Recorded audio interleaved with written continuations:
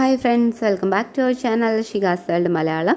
ഇന്ന് നമ്മുടെ കൂട്ടുകാരുമായിട്ട് ഞാൻ പങ്കുവയ്ക്കാൻ പോകുന്നത് നമ്മുടെ ഗാർഡനെയും നമ്മുടെ ആരോഗ്യത്തെയും ഒരുപോലെ മനോഹരമാക്കുന്ന ഒരു ചെടിയെക്കുറിച്ചിട്ടാണ് കേട്ടോ. നമ്മൾ വീഡിയോയിലോട്ട് പോകുന്നതിന് മുമ്പ് ഒരു റിക്വസ്റ്റ് ഉണ്ട്. നമ്മുടെ ചാനൽ ആദ്യമായിട്ട് കാണുന്ന ഫ്രണ്ട്സ് ആരെങ്കിലും ഉണ്ടെങ്കിൽ ചാനലൊന്ന് സബ്സ്ക്രൈബ് ചെയ്യാനും വീഡിയോ ഉപകാരപ്രദമായി തോന്നുകയാണെങ്കിൽ ലൈക്ക് ചെയ്യാനും ഷെയർ ചെയ്യാനും മടിയാണിക്കരുത് കേട്ടോ. അപ്പോൾ നമ്മൾ ഇന്ന് കാണാൻ പോകുന്ന ചെടി ഈ ചെടിയാണ്. ഇതിൻ്റെ പേരാണ് ഷെഫ്ലാറ പ്ലാന്റ് അഥവാ അംബർല പ്ലാന്റ്, കുള്ളൻ മരം എന്നറിയപ്പെടുന്ന ഈ പ്ലാന്റ്. ഇത് കോമൺ ആയിട്ട് ഇപ്പോൾ എല്ലാവരുടെയും കാണുന്ന ഒരു പ്ലാന്റാണ്. പക്ഷേ ഇതിൻ്റെ കുറച്ച് കാര്യങ്ങൾ പലർക്കും അറിയുന്നില്ല, അതിൻ്റെ കെയർ കുറച്ച് കാര്യങ്ങളാകും. അപ്പോൾ നമ്മൾ ഇന്നത്തെ വീഡിയോ മുഴുവനായിട്ട് അതിനെക്കുറിച്ചാണ് ഡിസ്കസ് ചെയ്യുന്നത്. അപ്പോൾ എനിക്കൊരു റിക്വസ്റ്റ് ഉണ്ട്, വീഡിയോ സ്കിപ്പ് ചെയ്യാതെ മുഴുവനായിട്ട് കാണാൻ ശ്രമിക്കുക കേട്ടോ. അപ്പോൾ പൊതുവെ ഇത് രണ്ട് ടൈപ്സാണ് ഉള്ളത്. ഒന്ന് നോർമൽ എന്ന് പറയുമ്പോൾ ഇലകൾ മുഴുവനും ഗ്രീനിഷ് ആയിരിക്കും കേട്ടോ. ഇത് വേരിഗേറ്റഡ് ആണ്. ഇത് ഒരു യെല്ലോയിഷും മിക്സ് ആയിട്ടുള്ള ഒരു ഇല വരുന്നതാണ് കേട്ടോ ഈ വേരിഗേറ്റഡിൽ. അപ്പോൾ ഇതാണ് നോർമലിനേക്കാളും ഒന്നും കൂടി ഭംഗി തരുന്നതെന്ന് എനിക്ക് തോന്നിയിട്ടുണ്ട് കേട്ടോ. ഇത് ഇൻഡോറിലും ഔട്ട്ഡോറിലൊക്കെ വെക്കാൻ പറ്റിയ ഒരു പ്ലാന്റ് ആണ്. അപ്പോൾ ഇൻഡോറിൽ വെക്കുകയാണെങ്കിലും ഔട്ട്ഡോറിൽ വെക്കുകയാണെങ്കിലും ഇൻഡയറക്റ്റ് ലൈറ്റാണ് കേട്ടോ ഇതിന് വേണ്ടത്. ഡയറക്റ്റ് സൺലൈറ്റ് ഇതിൻ്റെ ഇലകൾ ബേൺ ആവാൻ കാരണമാകും കേട്ടോ. പിന്നെ പ്രത്യേകിച്ച് പറയുകയാണെങ്കിൽ വെള്ളം ഒഴിക്കുന്ന കാര്യം, വെള്ളം നമുക്ക് ഇതിൽ മണ്ണിൽ വെള്ളം ഡ്രൈ ആവുന്ന ഒരു അവസ്ഥയിൽ മാത്രം വെള്ളം ഒഴിച്ചു കൊടുത്താൽ മതിയാവും. ആഴ്ചയിൽ 2-3 തവണ ഒഴിച്ചാൽ മതിയാവും. കാരണം ഇലകൾ ഓവർ വാട്ടറിങ് ആവുകയാണെങ്കിൽ ഇതിൻ്റെ ഇലകൾ ഇങ്ങനെ മഞ്ഞ നിറത്തിലായിട്ട് തന്നെ പൊഴിഞ്ഞു പോകുന്നൊരവസ്ഥയായിരിക്കും കേട്ടോ. അല്ലെങ്കിൽ അണ്ടർ വാട്ടറിങ് ആണെങ്കിൽ നമുക്ക് വെള്ളം ഒഴിച്ചിട്ടില്ലെങ്കിൽ നമ്മുടെ ഇലകളിൽ ബ്രൗൺ ഡോട്ട്സ് വരാൻ ചാൻസ് ഉണ്ട് കേട്ടോ. ബ്രൗൺ ഡോട്ട്സ് വരാറുണ്ട്.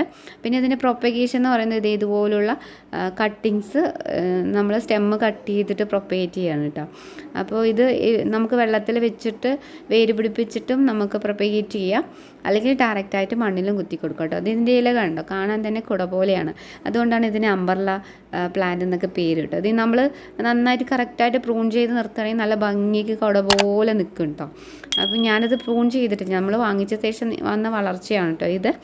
അപ്പോൾ ഇൻഡോറിലൊക്കെ വെക്കുമ്പോൾ നിങ്ങൾ ശ്രദ്ധിക്കേണ്ടത് ബാൽക്കണീൻ്റെ ഭാഗത്തൊക്കെ നല്ല ഡയറക്റ്റ് ലൈറ്റ് തട്ടാതെ നല്ല ബ്രൈറ്റ് ലൈറ്റുള്ള ഭാഗത്തൊക്കെ വെക്കാൻ വേണ്ടി നോക്കുകയാണെങ്കിൽ കാണാൻ നല്ല ഭംഗിയാണ് കേട്ടോ. പിന്നെ ഇതിൽ പ്രത്യേകിച്ച് കീടങ്ങളുടെ ആക്രമണമൊന്നും ഞാൻ കാണാറില്ല. സ്പൈഡറാണ് കൂട് കിട്ടുന്നത്.